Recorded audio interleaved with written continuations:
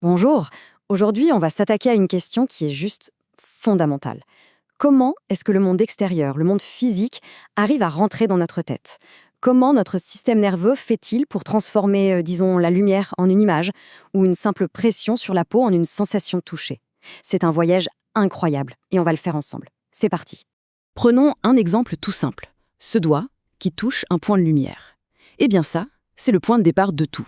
Ça déclenche une véritable cascade d'événements, complètement invisibles à l'œil nu, mais absolument extraordinaires. Tout commence avec un contact physique, ce qu'on appelle un stimulus. Et à partir de là, l'information se lance dans un voyage incroyable sur ce qui sont en fait de véritables autoroutes, nos nerfs. Ce qui nous amène à la question centrale, celle qui va nous guider tout au long de cette explication. Comment est-ce qu'une simple pression sur la peau, quelque chose de purement mécanique, peut devenir une sensation dans notre esprit? Comment on passe du physique au mental? C'est un peu ça, le mystère qu'on va essayer de percer aujourd'hui. Alors, par où ça commence tout ça? Eh bien, ça commence par ce qu'on pourrait appeler nos portes d'entrée. Ce sont nos organes sensoriels. C'est eux qui sont en première ligne pour capter les infos brutes qui nous viennent du monde extérieur. Et ces portes d'entrée, on les connaît bien évidemment, ce sont nos 5 sens. Il faut voir chacun d'eux comme un véritable spécialiste. L'œil, lui, son truc, c'est la lumière. L'oreille, c'est les vibrations de l'air, le son. Et ainsi de suite, chaque sens est hyper spécialisé pour détecter un type de signal bien particulier. C'est ce signal qu'en science, on appelle un stimulus. Bon, pour bien piger le mécanisme, le mieux c'est de zoomer un peu.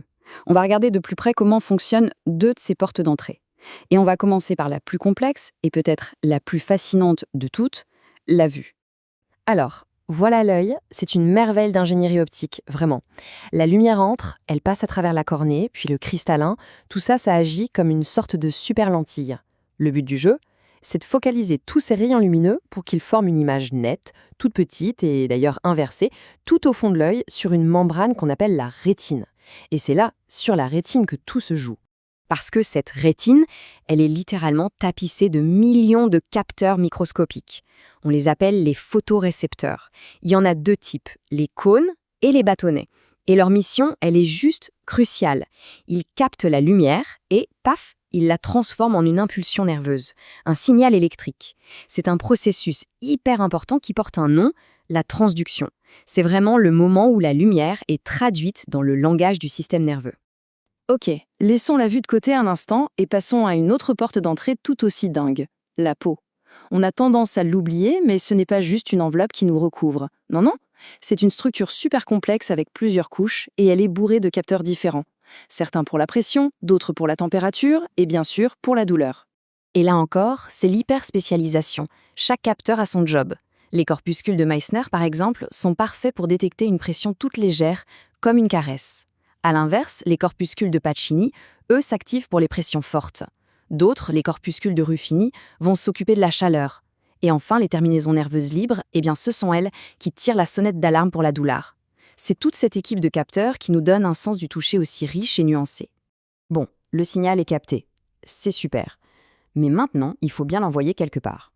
On arrive donc à la deuxième grande étape de notre voyage. On va s'intéresser au langage qu'utilise notre corps pour faire voyager toutes ces infos. Et c'est là que ça devient particulièrement fascinant. Parce que le message qui quitte la rétine ou un capteur de la peau, ce n'est plus de la lumière, ce n'est plus de la chaleur.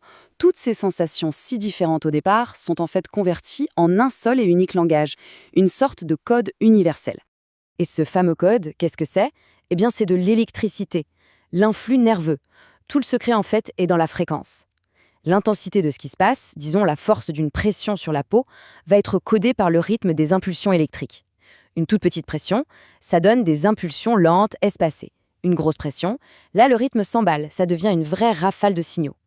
C'est exactement comme du morse, mais version biologique. Ok, récapitulons. Le message a été capté, puis il a été codé, et il est en route. Mais en soi, ce code électrique, il ne veut rien dire. C'est juste une suite de bip-bip. Pour qu'il prenne un sens, il doit arriver à destination. Et cette destination, c'est la dernière étape de notre périple, le grand centre d'interprétation, notre cerveau. Donc ces signaux électriques, ils filent le long des nerfs et ils arrivent enfin dans le cortex cérébral. Mais, et c'est ça qui est génial, ils n'arrivent pas n'importe où. Il n'y a pas un grand hall des sensations où tout se mélange. Non, c'est bien plus organisé. Chaque type d'information a sa propre zone d'atterrissage, son propre département spécialisé dans l'interprétation. Et cette organisation est d'une précision chirurgicale. Par exemple, tout ce qui vient des yeux, l'info visuelle, ça va être traité tout à l'arrière du cerveau, dans ce qu'on appelle le lobe occipital. Les sons et les odeurs, eux, sont gérés sur les côtés, dans le lobe temporal. Et le goût, le toucher, ça se passe un peu plus haut, dans le lobe pariétal. C'est une véritable carte de nos sens dessinée à même le cerveau. Bon, on a vu toutes les pièces du puzzle une par une. Maintenant, il est temps de prendre un peu de recul, de tout assembler et de voir l'image d'ensemble, de comprendre ce processus incroyable qui, à chaque seconde, construit notre réalité. Finalement, du tout début, le stimulus, à la toute fin, la perception consciente, chaque sensation qu'on éprouve suit toujours le même chemin. C'est un principe fondamental. On peut le résumer très simplement.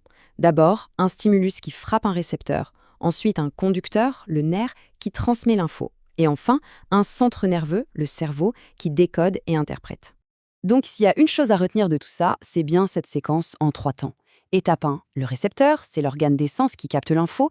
Étape 2, le conducteur, ce sont les nerfs qui transportent le message sous forme de signal électrique. Et enfin, étape 3, le centre nerveux.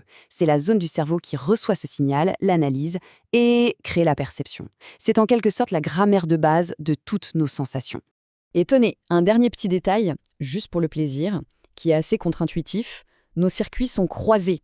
C'est-à-dire que toutes les informations qui viennent du côté gauche de notre corps sont en fait traitées par la partie droite de notre cerveau. Et vice-versa, bien sûr. C'est une petite bizarrerie de notre câblage, mais c'est comme ça. Et tout ça, ça nous amène à une dernière question. Une question un peu vertigineuse, il faut bien l'avouer.